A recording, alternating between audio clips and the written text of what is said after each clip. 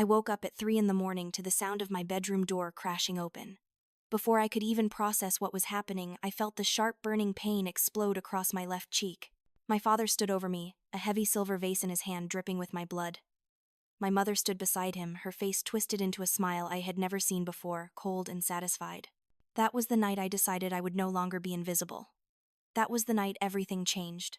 But before I tell you how I brought down the entire facade they had built, before I show you how karma found its way to each of them, I need you to do something for me.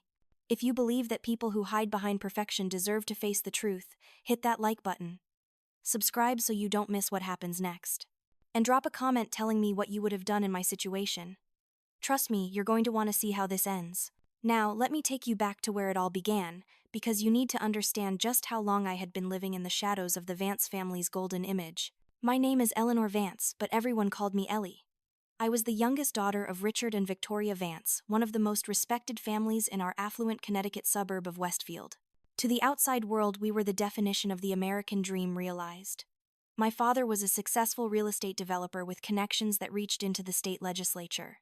My mother ran the Vance Children's Foundation and hosted elaborate garden parties that were featured in lifestyle magazines. My older sister, Genevieve Genna for short, was the crown jewel of the family, beautiful, charming with a degree from Yale, and an engagement to Daniel Sterling, a rising star in the finance world whose family owned half the commercial real estate in downtown Hartford. And then there was me. The shadow. The afterthought. The daughter who existed only to make the rest of them shine brighter by comparison. I grew up understanding my role without anyone ever explicitly stating it, though there were plenty of moments when the message came through crystal clear. When I was 7, and won first place in the county-wide elementary school art competition, beating out over 300 other students, I ran home with my blue ribbon and certificate bursting with pride. I found my mother in her office surrounded by seating charts and vendor contracts for one of her charity galas. Mom, look. I won first place. I had practically screamed, waving the certificate in the air. She glanced at it for exactly 3 seconds, her eyes barely focusing on the words before turning back to her papers. That's nice, Eleanor. Put it on the refrigerator. Then, without missing a beat, she called out, Genevieve, sweetheart, come here please. We need to find you a better piano teacher. The spring recital is in 2 months, and you need to be absolutely perfect. I've already called Juilliard to see if any of their graduate students are available for private lessons. My certificate never made it to the refrigerator. It ended up in a drawer in my room stuffed behind old school papers and forgotten birthday cards. Meanwhile, Genna's piano recital became the centerpiece of conversation for months. My parents invited everyone they knew. They rented out a small concert hall. They had programs printed with Genna's photo on the cover. When she performed, they stood and applauded longer than anyone else, their faces glowing with unmistakable pride. I sat in the back row, watching, learning exactly what my place in this family was. When I was 12, I had come home early from school one day because of a teacher planning day. I needed to ask my father something about a permission slip for a field trip. His study door was slightly ajar and I heard voices inside. I recognized my father's voice and that of his business partner, Marcus Tolliver. I raised my hand to knock but stopped when I heard my name. 2 daughters, my father was saying, the sound of ice clinking in a glass punctuating his words. One is everything we could have hoped for. Beautiful, intelligent, well-connected. She's going to marry well, probably give us grandchildren who will carry on the family legacy. The other one, well, Marcus, every family has its disappointments. We do our best, but you can't polish a stone into a diamond. Marcus had laughed a deep, uncomfortable chuckle. Come on, Richard. Eleanor seems like a sweet kid. Sweet doesn't open doors, Marcus. Sweet doesn't get you invited to the governor's mansion. Sweet doesn't make you memorable. Genna has that something special, that spark. Eleanor is just ordinary. Painfully, unremarkably ordinary. I stood frozen in that hallway, my 12-year-old heart cracking like thin ice under the weight of winter boots. I don't remember if I ever knocked on that door. I don't remember what happened to the permission slip. I only remember the feeling of being fundamentally insufficient in the eyes of the man who was supposed to love me unconditionally. By the time I was 16, I had perfected the art of being invisible. I learned to anticipate their needs before they voiced them. I cooked elaborate dinners that they ate, while discussing Genna's college applications, barely tasting the food I had spent hours preparing. I picked up Genna's designer dresses from the dry cleaners every week, carefully hanging them in her walk-in closet while she talked on the phone with her friends about parties I would never be invited to. I canceled my own plans, gave up my own activities, rearranged my entire schedule to help my mother set up for her charity galas, stringing lights and arranging flowers, while she gave instructions without ever looking at me. I told myself a story to make it bearable. If I just tried harder, loved them more, sacrificed more, became more indispensable, they would finally see me. They would finally recognize my worth. They would finally love me the way I had watched them love Genna my entire life. That story kept me going for years, kept me accepting treatment that I would never have tolerated from anyone else. I was so painfully desperately wrong. The real descent into what I can only describe as systematic emotional destruction began about 2 years ago, right after I turned 23 and Genna turned 26. Daniel Sterling had just proposed to her at Le Bernardine, one of the most expensive restaurants in New York City.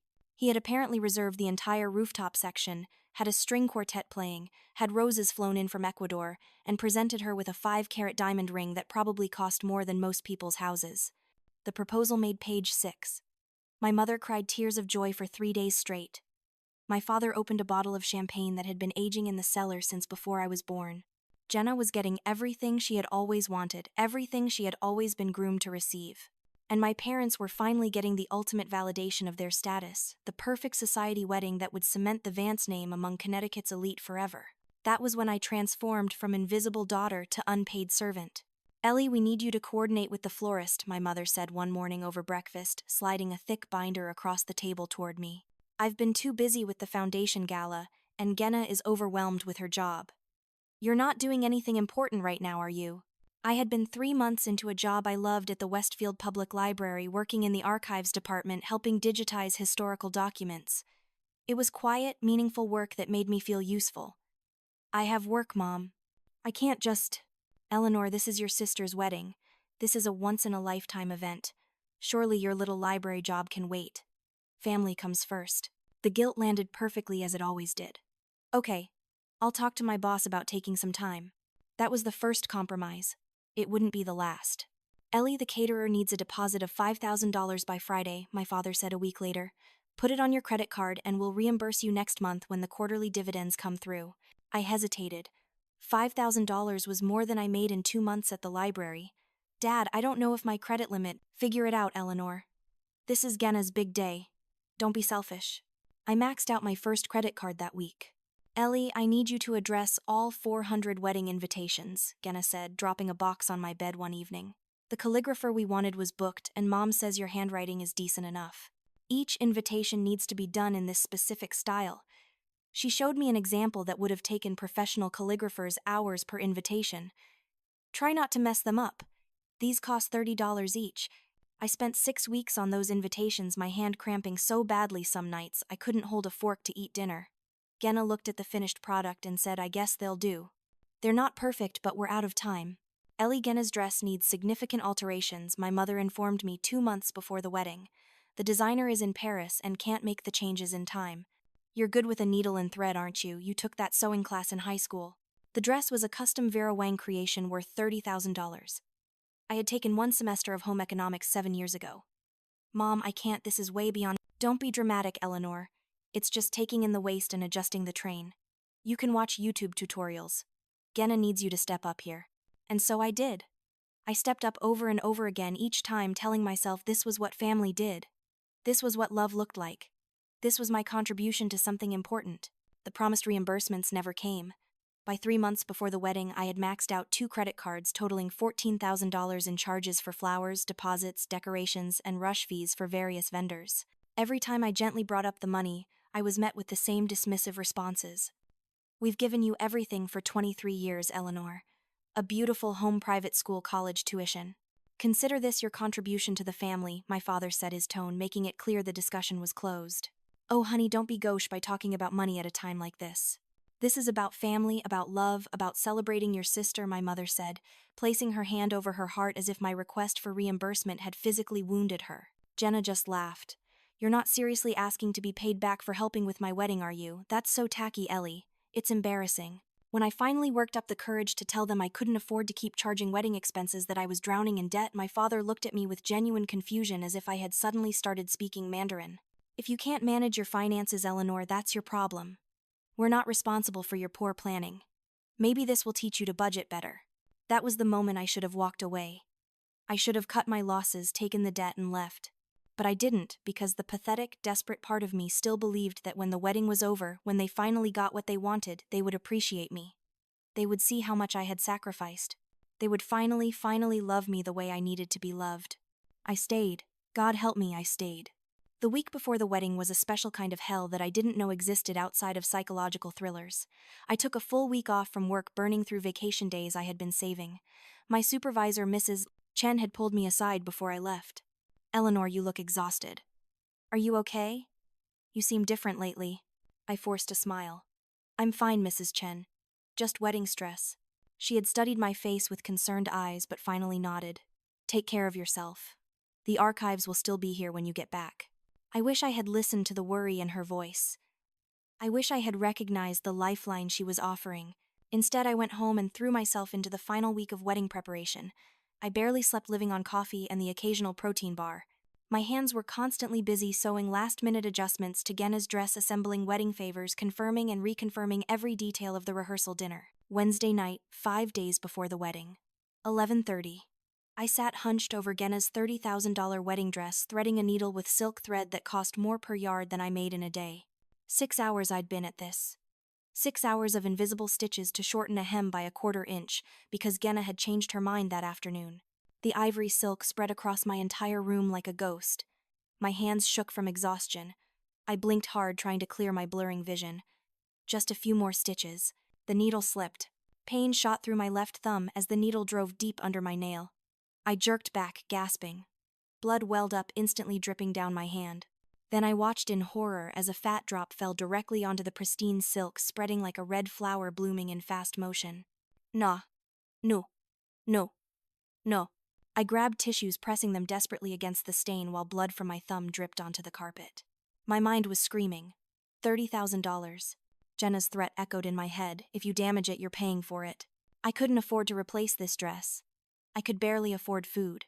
For the next 3 hours, I worked in pure panic mode. Hydrogen peroxide, cold water, gentle soap, check under different lights, magnifying glass. Again. By 2:30 in the morning, the stain was gone, completely invisible. The dress was perfect. My thumb was still bleeding. I wrapped it in gauze, taped it tight, and finished the hem with my injured hand. 4 in the morning when I finally collapsed into bed. I had to be up at 7. Thursday morning, my thumb had swollen to twice its normal size, the nail bed dark purple. I wrapped it in fresh gauze and went downstairs, where my family sat on the sun-drenched patio, picture perfect in their breakfast tableau. "Eleanor, you look terrible," my mother said, her nose wrinkling. "We have the vendor meeting in 2 hours. I need you presentable."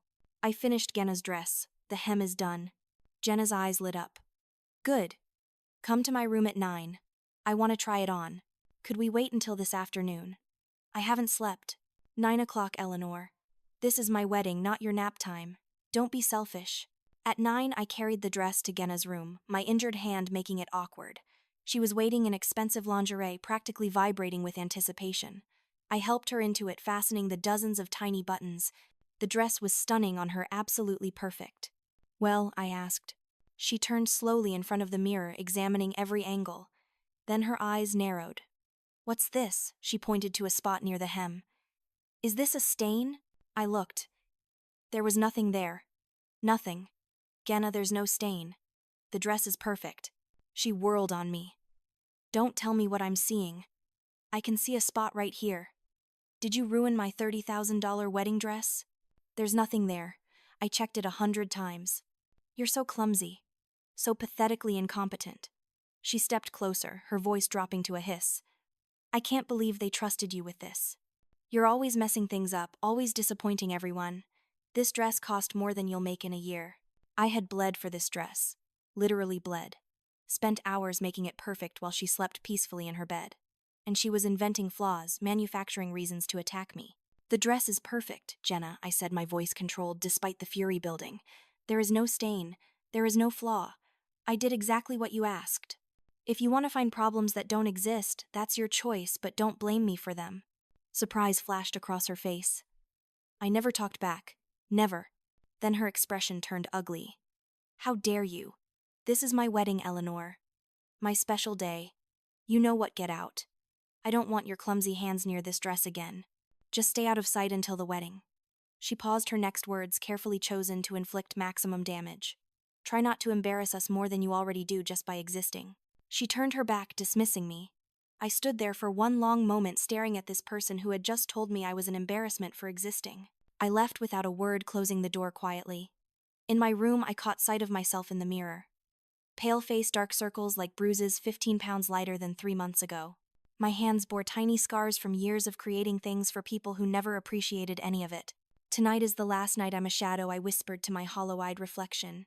I didn't have a plan yet, but something was going to break. I could feel it. Friday night, the rehearsal dinner went off without a hitch. It was held at the country club in a private room that overlooked the golf course. 75 people attended, eating expensive food and drinking expensive wine and toasting to Genna and Daniel's future. I sat at a table in the back corner with some distant cousins I barely knew, watching the spectacle unfold. Jenna was radiant, holding court at the center table, accepting congratulations and admiration with practiced grace. Daniel sat beside her, handsome in his tailored suit, playing the role of devoted fiancé perfectly.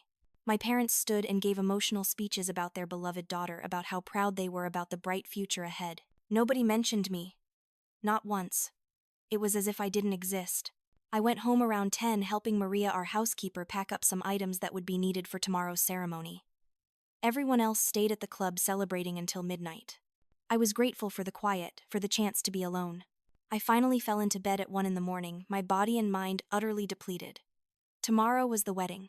Tomorrow was the grand finale of 6 months of being used and degraded and pushed to my absolute limit. Tomorrow Genna would get everything she wanted, and I would stand in the shadows where I belonged, and then it would be over. I could start figuring out how to rebuild my life, how to recover from this. I slipped into an uneasy sleep, my dreams full of faceless crowds and falling, always falling. The crash of my door slamming open yanked me from unconsciousness with violent force. My eyes flew open, my heart immediately pounding in terror. The bedside clock read 3:07 in the morning, the numbers glowing red in the darkness. Before I could sit up, before I could even call out to ask what was happening, I felt the impact. Something heavy, cold, and metal connected with the left side of my face with enough force to snap my head sideways into the pillow. Pain exploded through my skull, white hot and blinding, drowning out every other sensation. I tasted blood, immediately copper and salt flooding my mouth. I felt it running down my cheek, soaking into my hair and the pillowcase beneath me. My hands flew to my face instinctively as I cried out a sound somewhere between a scream and a sob. I couldn't process what was happening. Home invasion, a burglar, my mind couldn't make sense of anything through the shock and pain. Then I heard my father's voice and my blood ran cold. "You wore it, didn't you?" he said, his voice low and controlled, which somehow made it more terrifying than if he had been shouting. "You wore Genna's wedding dress. You paraded around in it like you had any right to it." I forced my eyes open, blinking through tears and blood, and saw him standing over my bed. He was still holding the weapon, a heavy silver vase that normally sat on the hallway table outside my room. It was a family heirloom, ornate and expensive. In the dim light from the hallway, I could see my blood on its decorative edge, dark and wet. My mother stood beside him, perfectly composed in her silk robe, her hair neat as always. She wasn't restraining him. She wasn't horrified. She was watching with an expression of cold satisfaction, like she was observing a particularly successful business transaction. What, I gasped, my voice breaking, my hand still pressed against my throbbing face. "No, I didn't." "Liar," my mother cut in, her voice sharp as a blade. "Genna saw you yesterday evening. You thought everyone was gone, but she came back to get something from her room. She saw you through your open door parading around in her wedding dress. Probably taking selfies, probably planning to post them somewhere out of jealousy. Trying to steal her thunder on her special day." "That's not true." I struggled to sit up, my head spinning from the blow. "I never put on the dress. I was just finishing the hem on Wednesday night. I swear I would never." "Shut your mouth." My father took a step closer, and I flinched instinctively, throwing my arms up to protect my face. He raised the vase again, and for a terrifying moment I thought he was going to hit me again. Instead, he lowered it slowly, deliberately, letting me see the blood, my blood dripping from the antique silver onto my bedroom carpet. "You are nothing, Eleanor," he said, each word precisely enunciated, carefully chosen for maximum impact. "Do you understand me? You're not the bride. You're not the daughter we show off at parties. You're not the child we're proud of. You're the help. You're the background noise. You're the shadow that makes the light look brighter by comparison. And tomorrow at that rehearsal, at that wedding, you're going to remember exactly where you belong." My mother stepped forward, and there was something almost gleeful in her expression that made my stomach turn. "Let's see if she dares show her face in the wedding photos now," she said, tilting her head, as she examined my injured face. "After all, looking like that, she'll probably scare the guests. Maybe it's better if she just stays out of sight entirely. We can tell people she's ill." "Please," I whispered, my voice barely audible. My face was throbbing, swelling already, the pain radiating through my skull in waves. I could feel more blood trickling down my neck, soaking into my nightgown. I didn't wear the dress. I swear on everything I am. I never touched it except to fix it for Genna. This is a mistake, you have to believe me. Save your lies, my father interrupted. He set the vase down on my dresser with a heavy thunk, the sound making me jump. He looked at it for a moment, then back at me. That will stay there. A reminder. Clean yourself up and keep your mouth shut about this. If you tell anyone what happened here, if you try to ruin this wedding in any way with your drama and your lies, I will personally ensure you have nothing. No money, no references, no future, anywhere. Do you understand me, Eleanor? I couldn't speak. I was shaking so hard my teeth were chattering, shock setting in. I just nodded, tears streaming down my face, mixing with the blood. Good, my mother said crisply. I'll make sure the makeup artist comes early on the wedding day. She's very talented. She can do something with your face, cover up your clumsiness. They left. Just like that. Like they had simply come in to say goodnight. I heard them in the hallway, my mother's voice already back to its normal pleasant tone. I'll call the makeup artist first thing in the morning. 8 AM appointment. That should give her enough time to make Eleanor presentable. Good thinking, my father replied. Can't have her ruining the photos. The Sterlings are already paying a fortune for that photographer. Their footsteps faded down the hallway toward the master suite. A door closed, and then there was silence. I sat there in my blood-soaked bed in the darkness, unable to move, unable to process what had just happened. My own parents had attacked me, had physically assaulted me in my sleep. Over a lie. Over something I hadn't even done. And they felt completely justified. Not sorry.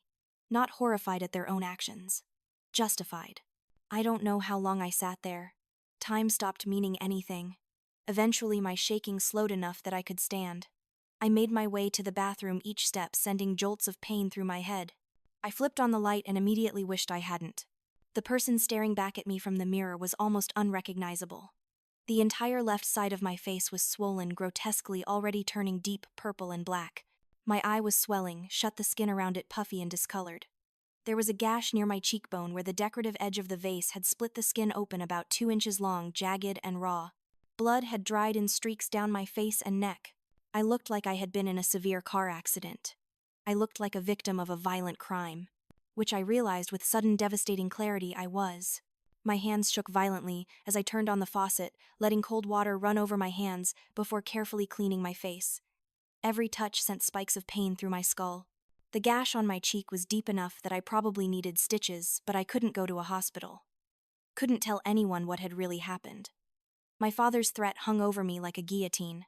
I spent an hour in that bathroom carefully cleaning the wound, applying antibiotic ointment, covering it with butterfly bandages to pull the edges together. My hands were steadier now, moving with mechanical precision. The shock was wearing off, replaced by something else. Something cold and hard and sharp. I stared at my destroyed face in the mirror and felt the last threads of hope, of family loyalty, of desperate love snap completely. I had never been their daughter. That had been a fantasy, a delusion I had clung to despite mountains of evidence to the contrary. I had been their servant, their scapegoat, their emotional punching bag, a prop in their perfect family photo to be used when convenient and discarded when not. Jenna had lied about me wearing her dress because she enjoyed watching me suffer, because she knew exactly what would happen, because she was a cruel, vicious person who found entertainment in my pain. And my parents had believed her without question, without giving me a chance to defend myself, because in their minds I didn't deserve the benefit of the doubt. I didn't deserve basic human dignity. I was less than nothing to them. The hurt was overwhelming, but underneath it, growing stronger by the moment, was something else. Rage. Pure, focused, clarifying rage. They wanted me to be nothing, fine. They would learn that nothing, when pushed far enough, can become very dangerous. I walked back into my bedroom past the silver vase still sitting on my dresser, dried blood dark against the polished metal. I picked up my phone with hands that were no longer shaking. It was 4:30 in the morning. The wedding was in 12.5 hours. I opened my texts and sent a message to Sarah Jenkins, my best friend from college, the one person in my life who had consistently shown me genuine care. Sarah, I need help. Something bad happened. Can you come to my house today around 2 p.m. when everyone is at the church for final setup? I need to tell you something. I need you to help me with something important. I hit send before I could second guess myself. Then I sat on my bed staring at the blood-stained sheets and began to think. By the time the sun rose over Westfield, Connecticut, I knew exactly what I was going to do. I didn't go back to sleep. Instead, I sat at my desk and made lists, detailed plans, backup plans, contingencies. I researched legal statutes. I looked up contact information for journalists, for law enforcement agencies, for regulatory bodies. I mapped out the entire Vance family empire in my notebook, identifying every pressure point, every vulnerability. They had spent my entire life making me invisible. But invisible meant I saw everything. I knew where every skeleton was buried. I knew every dirty secret. I knew exactly how to dismantle everything they had built. At 7 in the morning, I heard movement downstairs. The family was waking up. I put on the concealer Genna had mockingly given me, trying to minimize the horrific bruising, though it was largely useless. The swelling was too severe. I looked like someone had beaten me within an inch of my life, because someone had. I went downstairs carefully, each step sending small jolts of pain through my skull. When I walked into the kitchen, my entire family was already there, sitting around the breakfast table, as if this were any other beautiful morning. The shock on their faces when they saw me would have been almost comical in any other circumstance. Genna's eyes widened, her coffee cup pausing halfway to her lips. My mother's practiced smile froze on her face. My father lowered his newspaper slowly, his expression unreadable. For a long moment, nobody spoke. They stared at me at the visual evidence of what they had done, and I watched them process it. Not with guilt or horror, but with calculation. How would this look? How would they explain this? How would they manage the optics? My mother recovered first, her face rearranging itself into an expression of exaggerated concern that looked almost genuine if you didn't know her. She said it loudly, projecting her voice, and I understood immediately why. Maria was in the adjacent dining room setting up for a pre-wedding brunch that was scheduled for later that morning. Oh my goodness, Eleanor. What on earth happened to you? I stood there looking at each of them and made my choice. I fell, I said quietly, in the dark. I tripped over something in my room around 3 this morning, hit my face on the corner of my dresser. The relief that flashed across their faces was microscopic but unmistakable. They had been worried I would tell the truth. Foolish of them to worry. If I told the truth now to Maria, to anyone, they would deny it. They would call me hysterical, emotional, attention-seeking. They would say I was trying to ruin Genna's special day. And people would believe them because they were the respectable Vance family, and I was the disappointing daughter nobody paid attention to. Oh, you poor thing, my mother said, shaking her head. You've always been so clumsy. I've told you 1,000 times to keep a nightlight on, Eleanor. This is exactly why. My father nodded, turning his attention back to his newspaper, as if I had already been dismissed. That looks very painful. You should be more careful, especially today of all days. We can't have you fainting or causing a scene at the wedding. Genna was biting back a smile. I could see it in the way her lips pressed together. She was enjoying this. You look absolutely terrible, Ellie. Here. She reached into her designer handbag sitting on the chair beside her and pulled out a small package, tossing it across the table at me. It skittered across the glass surface, and I caught it reflexively, pain shooting through my injured hand. I bought you some industrial strength concealer and color corrector. You're going to need it for the wedding. We can't have you looking like that in the pictures. You'll ruin all the photos. I looked down at the expensive makeup in my hands, then up at my sister, at this person who had orchestrated my assault through her lies. Thank you, I said, my voice completely flat. How thoughtful. Something in my tone made my mother's eyes narrow slightly, a flicker of suspicion crossing her face. But I turned and walked away before she could say anything, heading back upstairs to my room. I sat on my bed, the concealer still in my hands, and felt something settle inside me. A cold, clear purpose. They thought this was over. They thought they had won, had put me back in my place. They thought I would swallow this abuse like I had swallowed every other indignity they had heaped on me for 23 years. They were so very wrong. My phone buzzed. Sarah's response had come through. Oh my God, Ellie, yes, of course. I'll be there at 2. Are you okay? Should I call someone? I'm really worried. I typed back quickly. Don't call anyone. Just come. I'll explain everything. And Sarah, I need you to trust me. Can you do that? Always, she responded immediately. I'm here for you, whatever you need. I spent the next several hours in my room, ostensibly getting ready for the wedding, but actually finalizing my plans. At 11, my mother knocked on my door. Eleanor, the makeup artist is here. Come down to Genna's room so she can work on both of you. I followed her to Genna's suite, a massive room that was bigger than most studio apartments, decorated in whites and golds like something out of a luxury hotel. The makeup artist, a woman named Isabel who had worked with countless celebrities, took one look at my face and her professional expression cracked slightly. Oh, honey, she said softly, reaching out to gently touch the edge of the bruising. What happened? I fell, I recited dutifully. Hit my face on furniture in the dark. Isabel's eyes met mine and I saw something there. Doubt. concern, recognition even. She had probably seen this before in her line of work. Knew the difference between an accidental injury and something else, but she didn't push. "Okay," she said quietly. "Let's see what we can do." She worked on me for over an hour, layering color correctors and concealers, using techniques I didn't even know existed. When she finished, I looked almost normal. The swelling was still visible if you looked closely, and my eye was slightly smaller than the other, but the bruising was mostly hidden. She had done an incredible job. "That's the best I can do, sweetheart," she said, packing up her supplies. "Try not to touch your face.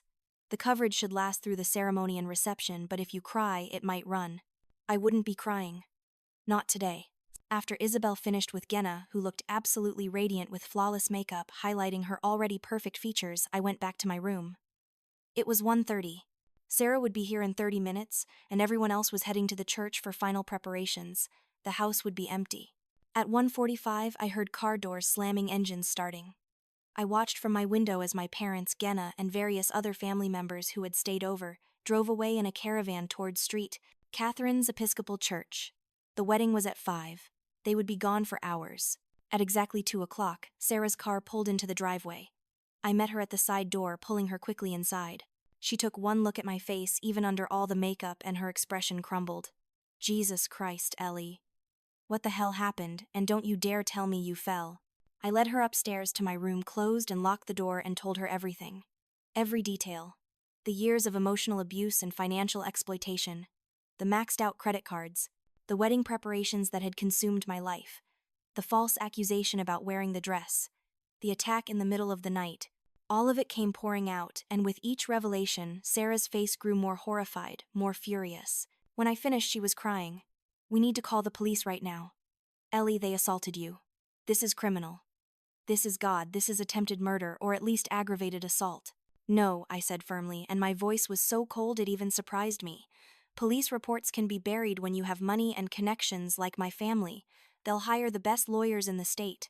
They'll paint me as mentally unstable, as vindictive, as trying to ruin my sister's wedding. They'll say I hurt myself for attention. And people will believe them because they're the Vance's pillars of the community, and I'm nobody." Sarah stared at me. "Then what are you going to do?" I pulled out my laptop and showed her what I had been working on all morning. "I'm going to destroy them. Not with violence. With truth. I'm going to expose every single lie, every crime, every dirty secret they've spent decades hiding behind their perfect facade. And I'm going to do it in a way they can't deny, can't spin, can't escape from." I explained my plan, showing her the evidence I had already started gathering. My father's unlocked home office with years of questionable business dealings documented. My mother's charity foundation that I knew was partially fraudulent. Jenna's unlocked phone and laptop. The family's entire digital life laid bare because they had never thought the invisible daughter was paying attention. Sarah listened, her expression shifting from shock to understanding to something like fierce determination. "What do you need me to do?" "I need you to help me gather everything this afternoon while they're gone. I need you to help me organize it. And then I need you to help me distribute it tomorrow morning after the wedding when they think they've won." She looked at me for a long moment. "Are you sure about this? Once we do this, there's no going back. Your family will never forgive you." I touched my face, gently feeling the soreness beneath all the makeup. "They lost the right to my forgiveness when they decided I was less than human. I'm not doing this for revenge, Sarah. I'm doing this for survival. As long as they have power over me, as long as I'm dependent on them or afraid of them, I'll never be free. This is me choosing freedom." Sarah nodded slowly. "Okay. Then let's burn it all down." We spent the next 3 hours systematically documenting everything. We started with my father's study, where I had already identified the most damaging materials. Years of real estate deals that involved bribing city officials for permits and zoning changes. Forged inspection documents, emails discussing how to manipulate bidding processes to lock out competitors. Payments to politicians disguised as consulting fees. Richard Vance had kept meticulous records of his corruption, probably thinking his home office was inviolable, that his family would never betray him. Each document I photographed with my phone felt like reclaiming a piece of my power. 347 photos of evidence that would destroy his business empire and likely result in criminal charges. Next was my mother's office, where she managed the Vance Children's Foundation. It took less than 30 minutes to find proof of the fraud I had long suspected. The foundation raised hundreds of thousands of dollars annually, supposedly to help children with serious illnesses. The reality was that less than 10% of donations actually went to helping children.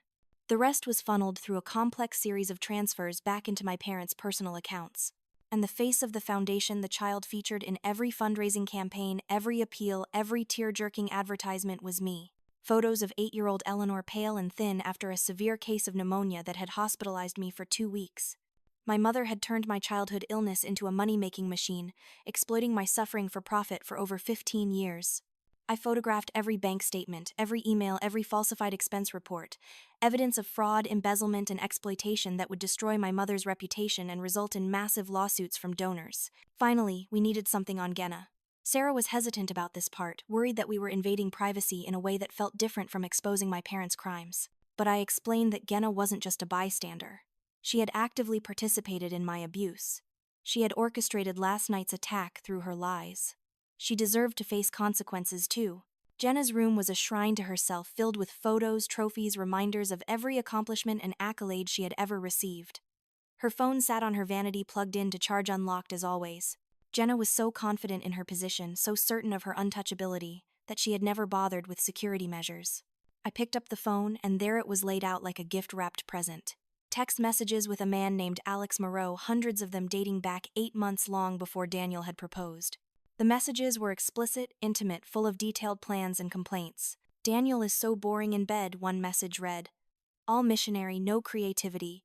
You know what I like, baby. I can't wait to get away from his suffocating family," another said. "Once we're married and I have access to the accounts, I'll start planning my exit strategy. He's my meal ticket, Alex. Nothing more. I'll play the perfect wife for 2, maybe 3 years, then divorce him and take half of everything. His family is worth over 50 million.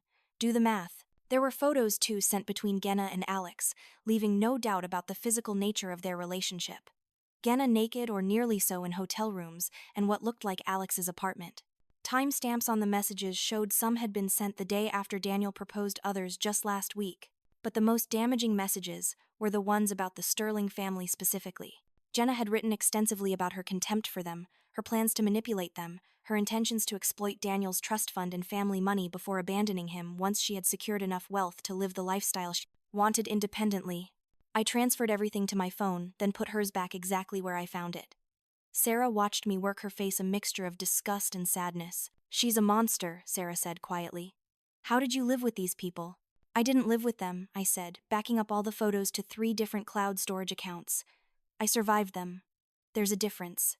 We worked until almost 5 o'clock, organizing everything, creating detailed documentation, ensuring we had multiple copies stored in locations my family couldn't access or delete. By the time we finished, we had built an airtight case against all 3 of them. "What are you going to do with all this?" Sarah asked as we sat in my room, her laptop open, files organized and labeled. "Tomorrow morning after the wedding, I'm going to send it everywhere," I said, pulling up a list I had created. Journalists at every major Connecticut newspaper and TV station. My father's business partners and competitors. The donors to my mother's foundation. The Connecticut Attorney General's office. The IRS. Daniel Sterling's family. Daniel's employer. Every person who matters in the Vance's world is going to get a detailed dossier with irrefutable evidence of exactly who these people really are. Sarah bit her lip. "And then what? Where will you go?" "Away," I said simply. "I have a little money saved. Not much after they drained me, but enough to start over somewhere. I was thinking maybe we could go together, find a small town somewhere, open a bookstore or a coffee shop or something quiet and real. Build something that isn't built on lies." Sarah's eyes filled with tears. "You're serious? You want me to come with you?" "You're the only real family I've ever had," I said, and I meant it with every fiber of my being. "If you'll come." She grabbed my hands. "Yes. God, yes. Let's do it. Let's get out of here and build something beautiful." We spent another hour creating the distribution plan. Sarah, who worked in digital marketing, helped me set up anonymous email accounts, draft messages that would ensure our evidence was taken seriously, and create a simple but devastating website that would host all the documentation. We bought the domain name thevancefacade.com. It would go live the moment the emails went out. By the time Sarah left at 6:30, everything was ready. The emails were drafted and scheduled to send at 9 a.m. Sunday morning. The website was built and ready to publish. Multiple backup copies of all evidence existed in locations my family could never access. All I had to do now was survive the wedding. I got dressed in the navy blue dress my mother had selected for me, something deliberately understated that would ensure I faded into the background. I did my hair in a simple style, touching up the makeup carefully to keep the bruising hidden. When I looked in the mirror, I looked almost normal. Except for my eyes. There was something hard in them now, something cold and determined that hadn't been there before. At 7, a car arrived to take me to the church. My family had already been there for hours, but I was expected to arrive separately to enter quietly and take my seat in the back without drawing attention. As always, invisible. The wedding was held at St. Catherine's Episcopal Church, a historic stone building that looked like it had been transported from the English countryside. It was elegant, expensive, and utterly beautiful. 250 guests filled the pews dressed in designer clothes and dripping with jewelry. I slipped into the back row, taking a seat in the corner farthest from the altar. From here I could see everything and be seen by no one. Perfect. The ceremony was flawless. Jenna looked absolutely breathtaking in her dress, the one I had bled over, nearly destroyed myself finishing. She practically floated down the aisle on my father's arm, her smile radiant, her eyes sparkling with triumph. Daniel looked handsome and successful in his custom tuxedo, watching his bride approach with an expression that looked like love, but might have just been pride in securing such a beautiful trophy. The vows were traditional, the readings were poetry, the music was performed by a chamber orchestra. Everything was perfect, exactly as the Vance family had planned. A wedding befitting their status, their image, their carefully cultivated perfection. I watched it all with a strange sense of detachment, like I was observing a play I had no part in. People glanced at me, occasionally noticed the slight swelling still visible on my face despite the makeup, and quickly looked away. Nobody asked if I was okay. Nobody offered comfort or concern. I was the shadow after all, not worth worrying about. The reception was held at the Westfield Country Club, the same venue where the rehearsal dinner had been. The ballroom had been transformed into something out of a fairy tale, with thousands of white roses, crystal chandeliers, and candlelight making everything glow. A 12-piece orchestra played as guests enjoyed cocktails on the terrace overlooking the golf course. Dinner was served at 8, a 5-course meal prepared by a celebrity chef who had been flown in from New York. The food was extraordinary, each dish a work of art. I ate mechanically, tasting nothing, my mind on tomorrow morning when everything would change. During dinner, my father stood to give a toast. He looked distinguished and powerful in his tuxedo, his silver hair gleaming under the chandeliers, his smile practiced and perfect. He commanded attention effortlessly, and the room fell silent when he raised his glass. My family and I are so incredibly proud of Genevieve and Daniel, he began, his voice carrying across the ballroom with practiced ease. This union represents the best of what two families can build together when they share values. Excellence, integrity, success, beauty. He paused, his eyes sweeping the room, landing on me for just a fraction of a second. His smile never wavered. The Vance family has worked very hard to create this perfect day, this perfect moment. We've put our hearts and souls into building something beautiful, and I sincerely hope that nothing and no one disturbs the picture we've all worked so hard to paint. The guests applauded enthusiastically, champagne glasses clinking all around me. Nobody else heard the threat embedded in those words, but I did. It was directed at me, a final warning to stay in my place, to keep quiet about last night, to continue being the good little shadow who accepted abuse without complaint. I raised my own glass and took a sip, meeting my father's eyes across the room. Tomorrow, I thought. Tomorrow you'll learn what happens when you push someone too far. My mother gave the next toast, dabbing at her eyes with an embroidered handkerchief. I've devoted my entire life to two things, she said, her voice trembling with emotion that might have been genuine or might have been performance. Helping children in need through our foundation and raising my two daughters with love and care. Genevieve has always made me so proud. She shines so brightly, touches so many lives with her grace and beauty. Another delicate pause, another glance in my direction. Some children are born to lead, to be in the spotlight, to inspire others. And some children are meant to support from the shadows, to be the foundation upon which others build their dreams.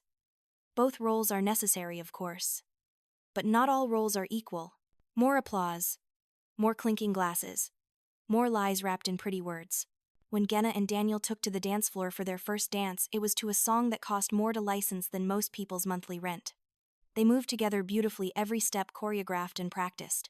The photographer circled them like a shark, capturing every angle, every moment of their perfect first dance as husband and wife. As the evening progressed, Genna made a point of finding me. She approached with Daniel in tow, her face flushed with champagne and happiness. She looked more beautiful than I had ever seen her, glowing with triumph. "Eleanor," she said, her voice carrying that familiar edge of condescension, "you look absolutely miserable sitting here all alone. What's wrong? Are you jealous?" She said it loudly enough that several nearby guests turned to look. I saw pity in some faces, amusement in others. The sad, jealous little sister who couldn't be happy for her successful sibling. "I'm fine, Genna," I said quietly. "Congratulations on your wedding. You look beautiful." Of course I do, she laughed, the sound like tinkling bells. I always do. Unlike some people who can't even avoid running into furniture in the dark. She reached out and touched my cheek right where the worst of the bruising lay hidden under makeup. Her touch was deliberately firm, pressing on the injury. Pain spiked through my face, but I didn't flinch. Try to be more careful, little sister. We wouldn't want you hurting yourself again. Daniel stood beside her, watching this interaction with his arms crossed. His eyes flicked to my face, to the slight swelling still visible, and something passed across his expression. Concern, suspicion. But he said nothing. He just smiled blandly and allowed Genna to pull him away to greet more guests.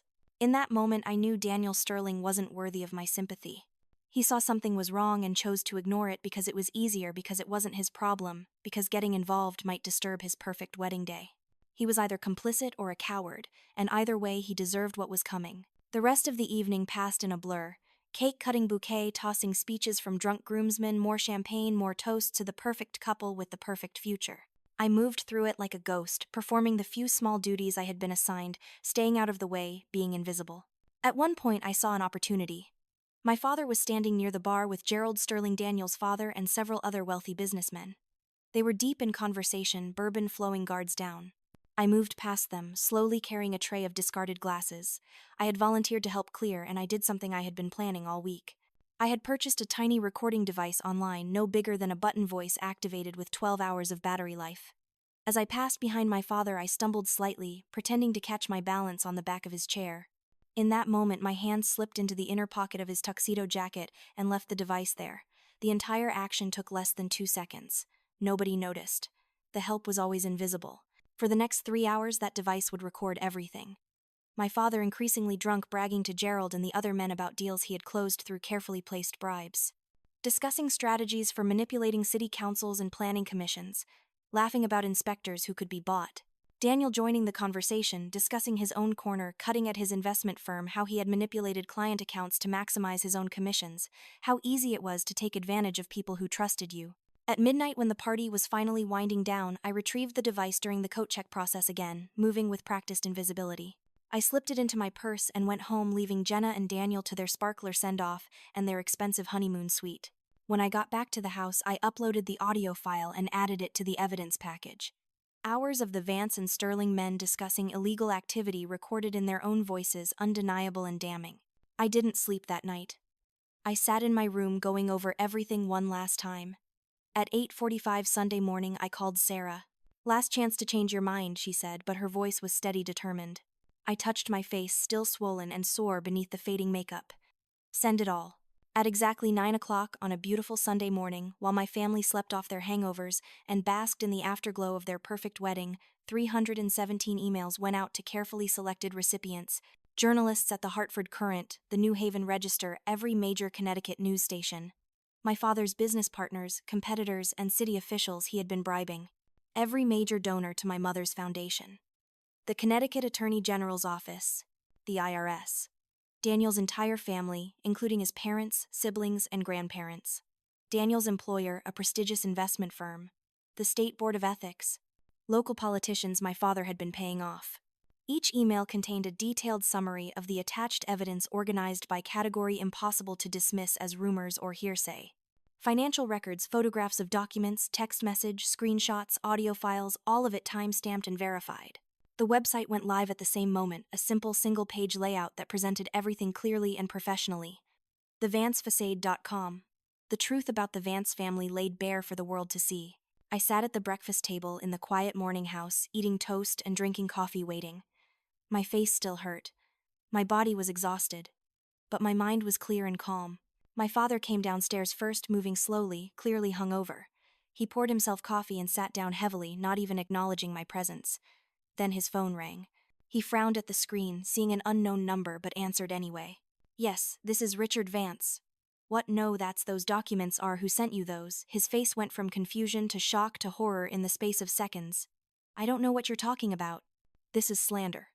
I'm calling my lawyer right now." He hung up. His phone immediately rang again. Different number. He answered, and I watched the blood drain from his face as he listened. Before he could hang up, my mother's phone started ringing too. Then the landline. Then Genna's phone upstairs, a cascade of ringtones filling the house. My mother came rushing down, her silk robe flying behind her, her phone pressed to her ear. Yes, I'm Victoria Vance, but I don't understand what you're the foundation. What about the foundation?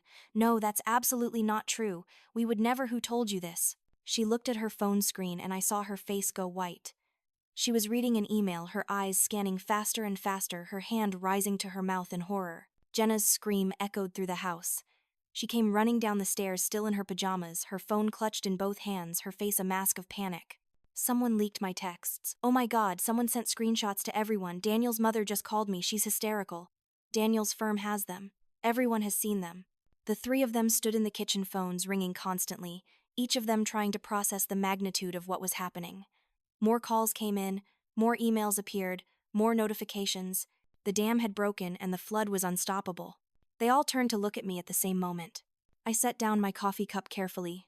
My father's face was purple with rage veins standing out on his forehead. He crossed the kitchen in 3 strides and grabbed my arm hard enough to leave bruises. You did this, he snarled. You destroyed everything.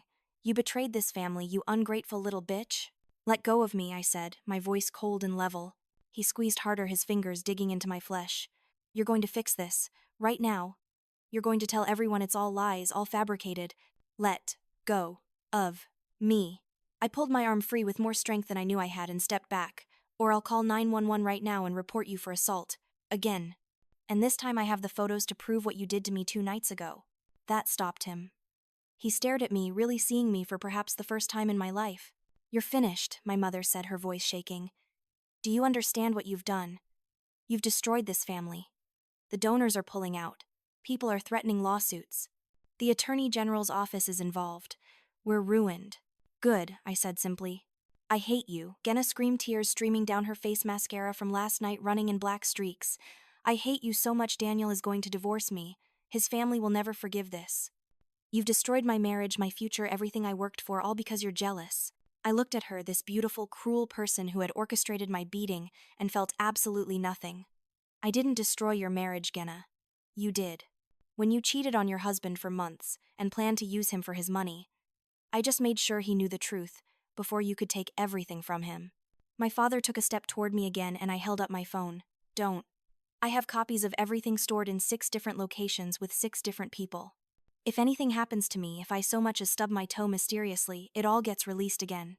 To even more people. You're done. All 3 of you. Your careers, your reputations, your perfect facade, it's all over.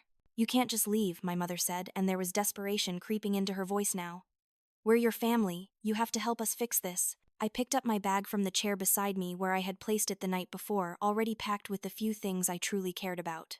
Photos of myself as a child before I learned I was worthless. A few books. Some clothes. Nothing else in this house belonged to me in any way that mattered. No, I said quietly, looking at each of them one last time. You were never my family. Family doesn't abuse each other. Family doesn't exploit each other. Family doesn't beat each other in the middle of the night and then expect gratitude in silence. You were my abusers. There's a difference. Victoria moved to block the doorway, her face desperate now. Eleanor, please, we can talk about this. We can work this out. We'll do better, we'll treat you better, just please help us fix this mess. Step aside, I said. When she didn't move, I looked her in the eyes and said with perfect clarity, I am not your daughter anymore. I am not your servant. I am not your scapegoat. I am not your shadow. I am a person who you systematically destroyed for 23 years. And now I'm leaving. Move. Something in my voice, some finality she couldn't ignore, made her step aside. I walked past her, past my father still standing frozen in the kitchen, past Genna sobbing hysterically. I walked out the front door of that beautiful house with its imported fountain and its luxury cars and its perfect landscaping. I got into my used Honda, started the engine, and drove away. In my rearview mirror, I could see them standing in the doorway watching me leave. Their perfect world was collapsing around them in real time, and they still couldn't quite process what had happened. I drove straight to Sarah's apartment where we had planned to meet. She was waiting for me, her own car already packed with her belongings. She had quit her job 3 days ago, given notice on her apartment, prepared to leave with me. When she saw my face, saw that I had actually done it, she burst into tears and hugged me tight. You're free, she whispered. Oh my God, Ellie, you're really free.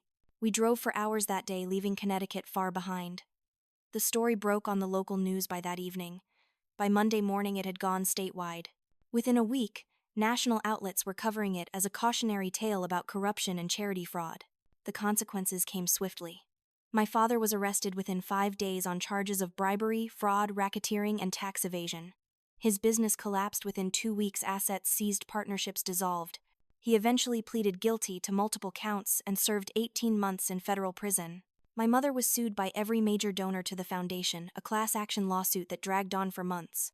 She was convicted of fraud and embezzlement, ordered to pay back over $800,000 she had stolen from charitable donations. The financial penalties wiped out most of their remaining wealth.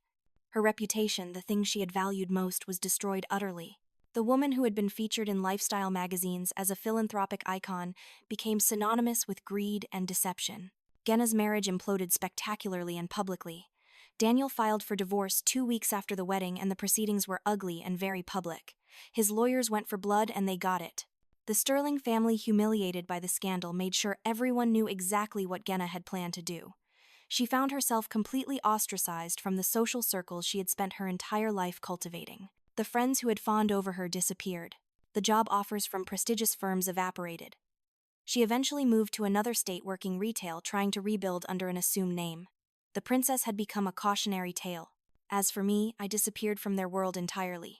Sarah and I drove until we found a small town in western Massachusetts called Greenfield, a place where nobody knew the Vance name or cared about Connecticut society drama.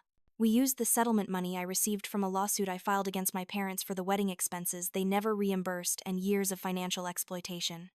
It wasn't much, but it was enough.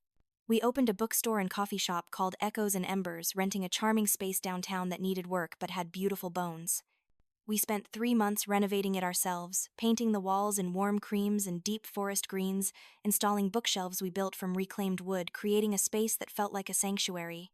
We filled it with comfortable chairs, soft lighting plants in every corner, and the smell of fresh coffee and old books. The first year was harder than I ever imagined. Not the business itself, which grew steadily as word spread about our cozy little shop, but the healing. I had underestimated how deep the damage went, how many layers of trauma I would need to work through.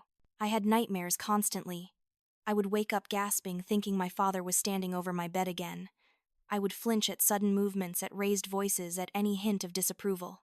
I started seeing a therapist twice a week, a kind woman named Dr. Martinez, who specialized in complex trauma and family abuse. Those sessions were brutal, forcing me to confront things I had spent years burying, making me examine patterns of behavior I had learned as survival mechanisms. "You've been trained to believe you don't deserve basic human dignity," Dr. Martinez told me during one particularly difficult session. "Unlearning that is going to take time and conscious effort. You're essentially rewiring your brain." She was right. Simple things that most people took for granted felt impossible for me. Setting boundaries felt selfish. Saying no felt cruel. Asking for what I needed felt like being a burden. I had to learn slowly and painfully that I was allowed to take up space, that my needs mattered, that I wasn't required to sacrifice myself to earn love. Sarah was patient through all of it, never pushing, always supporting. She became the family I had chosen, the sister I should have had. We built something together that was real and honest, with no hidden agendas, no manipulation, no cruelty disguised as love. The bookstore thrived in ways that surprised both of us. People came not just for books and coffee, but for the atmosphere we had created.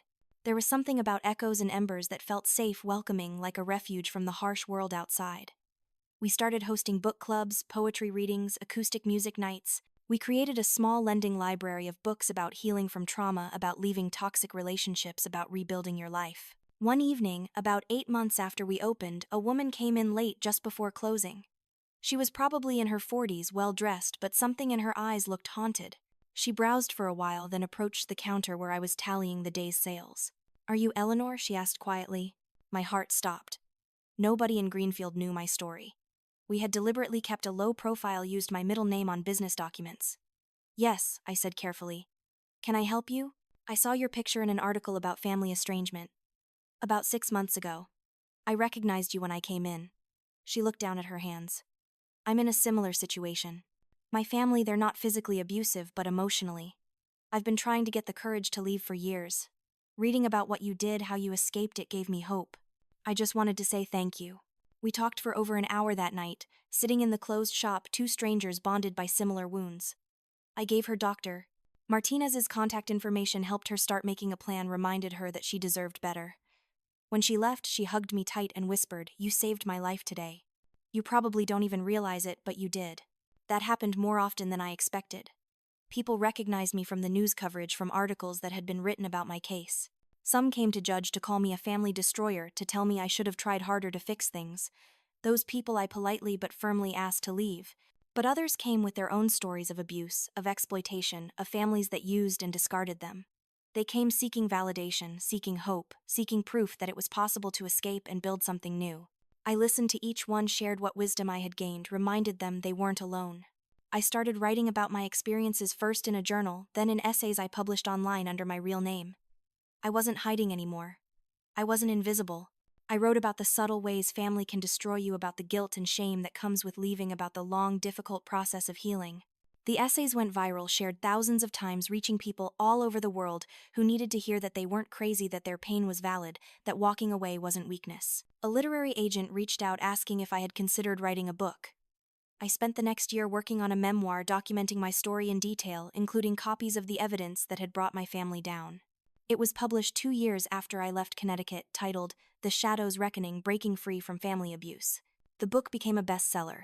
I did interviews, speaking engagements, appeared on podcasts and talk shows. Always I emphasized the same message: you are not obligated to maintain relationships that destroy you. Blood relation does not entitle someone to abuse you. Leaving toxicity is not betrayal. It is survival. The backlash was intense. People called me vindictive, heartless, cruel. They said I should have forgiven my family, that I had overreacted, that I was milking my trauma for fame and money. Some of the criticism came from people who genuinely believed family should be preserved at any cost. Much of it came from abusers themselves, who felt threatened by the message that victims could fight back and win. I learned to let the criticism roll off me. For every hateful comment, I received 10 messages from people thanking me for giving them permission to leave, for showing them that healing was possible, for reminding them that they deserved better. 3 years after I left, I was invited to speak at a national conference on family trauma and healing. The venue was massive, over 500 people in attendance. I stood backstage, my hands shaking, wondering how the girl who had spent 23 years invisible had ended up here, about to speak in front of hundreds of people. Sarah squeezed my hand. "You've got this. You're not that scared girl anymore, Ellie. You're someone who fought back and won. Someone who turned her pain into purpose. They need to hear from you." I walked onto that stage and told my story. I showed a photo of my face after the attack, the horrific bruising and swelling that makeup had barely concealed for the wedding. I heard gasps from the audience, saw people crying. Then I showed a photo of myself now standing in my bookstore, smiling genuinely, the scar barely visible, my eyes bright with life and purpose. "This is what healing looks like," I said, my voice steady and strong. "Not perfect. Not without scars. But real. And mine. I chose this. I chose myself. And you can too." The standing ovation lasted 5 full minutes. Afterward, the line of people waiting to talk to me stretched around the entire conference center. One by one, they shared their stories, asked for advice, thanked me for my courage. Many of them were crying. Some were angry at themselves for not having left their own toxic situations sooner. Others were in the planning stages, asking practical questions about how to escape safely. One woman, probably in her 60s, with silver hair and tired eyes, took both my hands in hers. "I've spent 42 years trying to earn my mother's love," she said, her voice breaking. 42 years, sacrificing my dreams, my relationships, my entire life trying to be good enough. And hearing you speak just now, I realized I've been trying to get water from an empty well. Thank you for giving me permission to stop trying." I hugged her, this stranger who felt like a sister in survival, and whispered, "You always had permission. You just needed to give it to yourself. It's never too late." That night, back in my hotel room, I looked at myself in the mirror and barely recognized the person staring back. The physical scar was there, faint, but present a thin line near my cheekbone that would never fully fade. But everything else was different.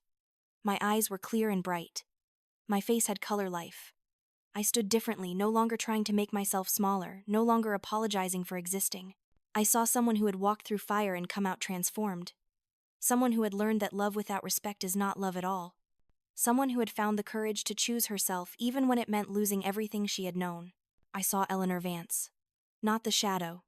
Not the forgotten daughter. Not the servant or the scapegoat. Just me.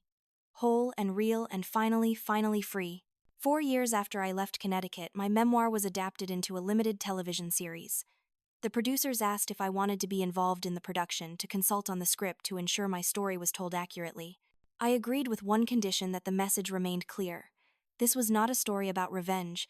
This was a story about survival, about reclaiming your power, about choosing yourself when everyone else chose to hurt you. The series premiered to critical acclaim and massive viewership. Suddenly, I was more famous than I ever wanted to be. My face was on magazine covers. My story was discussed on news shows. The terms family estrangement and going no contact entered mainstream conversation in ways they never had before. With that fame came more opportunities but also more scrutiny.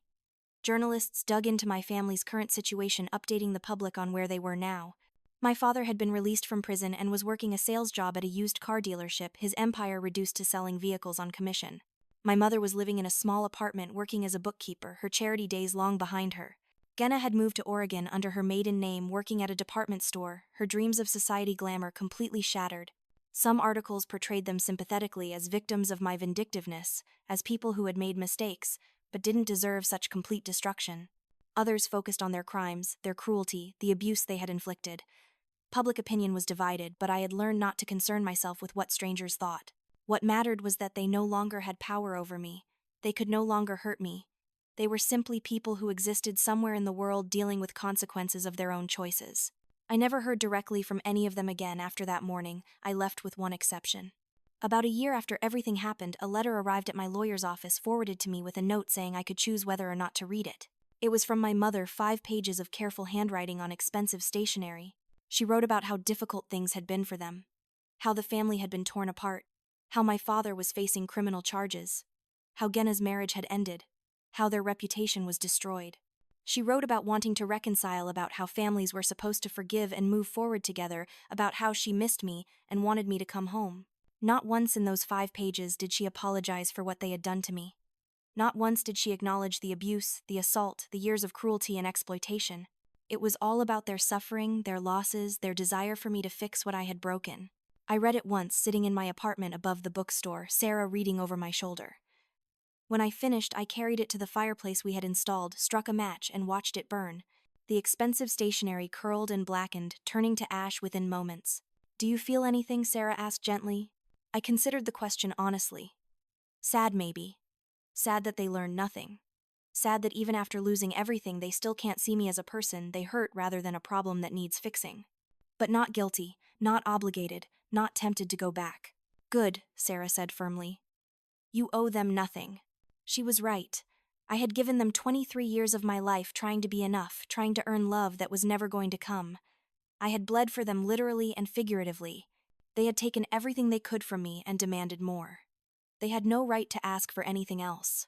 5 years after leaving Connecticut, I was featured in a major magazine article about people who had overcome family trauma to build meaningful lives. The photographer came to Echoes and Embers, capturing me surrounded by books and light, Sarah laughing beside me, the space we had created together on full display. The article was honest and thorough, including details about the abuse, the escape, the healing process, and where I was now. The publication sparked a fresh wave of attention. My phone exploded with interview requests, speaking invitations, opportunities to consult on programs for abuse survivors. A university asked me to develop a course on family trauma and healing. A nonprofit focused on supporting estranged adult children asked me to join their board of directors. It was overwhelming and humbling, and occasionally terrifying. I had never set out to become any kind of public figure or symbol. I had simply set out to survive, to escape, to be treated with basic human dignity. Everything else had flowed from that one decision to value myself enough to walk away. The real gift of my escape wasn't seeing my family suffer consequences, though they absolutely deserved what they received. The real gift was discovering what life could be without them. It was learning that family could be chosen, that home could be created, that happiness didn't require anyone's permission but my own. On the 5-year anniversary of the wedding, Sarah and I threw a celebration at the bookstore. We called it a party for new beginnings, inviting everyone who had become part of our chosen family. The space was packed with people who had found refuge and community in what we had built. Survivors of abuse, people who had left toxic families, individuals who were still in the process of escaping, all of them gathered together in this sanctuary we had created. I stood up to give a toast, looking around at all these beautiful, wounded, healing people who had become my tribe. 5 years ago today, I was invisible. I was a shadow in my own life, convinced that I had to earn the right to exist, to take up space, to matter. It took hitting absolute rock bottom, it took violence and betrayal and the complete destruction of everything I thought I knew for me to realize one simple truth. I paused, feeling the weight of everyone's attention, the love and understanding in the room palpable and real. I was never invisible. I was never a shadow. I was always whole and worthy and deserving of love and respect. I just needed to be around people who could see that. So thank you. Thank you for seeing me. Thank you for being the family I chose. Thank you for proving that the best response to cruelty isn't more cruelty but creation. We created this together. And it's beautiful. The room erupted in applause and cheers and tears. Sarah hugged me tight, whispering, "I'm so incredibly proud of you. Of us. Of what we built." "I'm proud of us too," I whispered back. That night, after everyone had gone home and the shop was quiet again, I sat alone for a few minutes, just absorbing the peace. I thought about the girl who had bled over her sister's wedding dress, who had been beaten in the middle of the night, who had felt so worthless she could barely look at herself in the mirror. I thought about how that girl had found a core of steel she didn't know she possessed. I touched the faint scar on my cheek, running my finger along the thin line. It was a permanent reminder of the worst night of my life, yes. But it was also a reminder of the morning after, when I decided enough was enough. When I chose myself for the first time. When I began the long journey from victim to survivor to something more. Some people might say what I did was too harsh, too vindictive. They might say I should have tried harder to fix things with my family, that I should have been more forgiving, that exposing them publicly was cruel. To those people I would say this: I spent 23 years trying to fix things that were never my responsibility to fix. I spent 23 years forgiving people who never apologized and never changed. And when I finally defended myself, when I finally told the truth, when I finally prioritized my own survival over their comfort, I was called cruel. But there is nothing cruel about refusing to be abused. There is nothing wrong with drawing a line in the sand and saying this far and no further. There is nothing shameful about choosing your own well-being over the comfort of people who have systematically hurt you for your entire life. I do not owe my abusers my silence. I do not owe them my continued pain. I do not owe them the protection of their reputation at the expense of my truth. I do not owe them forgiveness without accountability. I do not owe them anything. What I owed myself was freedom. And I took it. I seized it with both hands, and I ran, and I never looked back. Now, as I lock up echoes and embers and head upstairs to my apartment, I feel something I never felt in that big house with the imported fountain and the luxury cars and the magazine-worthy landscaping. I feel at peace. I feel at home. Not in a place, but in myself. In the life I chose. In the person I became when I finally stopped trying to be who they wanted me to be. The facade that my family built so carefully over decades crumbled exactly as it deserved to. But in its place, I built something that cannot be destroyed by the truth because it is made of truth. A life of my own choosing. A family of my own creation. A future of my own design. A self I can actually love. They tried to make me nothing, tried to keep me in the shadows, tried to convince me I was worthless. Instead, they inadvertently made me everything I needed to be. Strong, independent, unbreakable, free, and that is the best ending I could have ever written for myself. So here is what I want to know from you. Have you ever been in a situation where you had to choose between keeping the peace and protecting yourself? Have you ever walked away from people you loved because you loved yourself more? What would you have done in my position? Would you I have stayed and tried to fix it, or would you have burned it all down like I did? Drop your thoughts in the comments. I read every single one, and your stories matter just as much as mine. If this resonated with you, hit that like button and subscribe so you don't miss the next story. Sometimes the best revenge is not just getting even. Sometimes the best revenge is getting free. And if you are out there right now trapped in a situation like I was, let this be your sign that you deserve better. You are not invisible. You are not a shadow. You are worthy of love and respect and a life that feels like yours. Do not wait for them to change. Change yourself by walking away. I promise you there is a whole beautiful life waiting for you on the other side of that door. You just have to be brave enough to open it.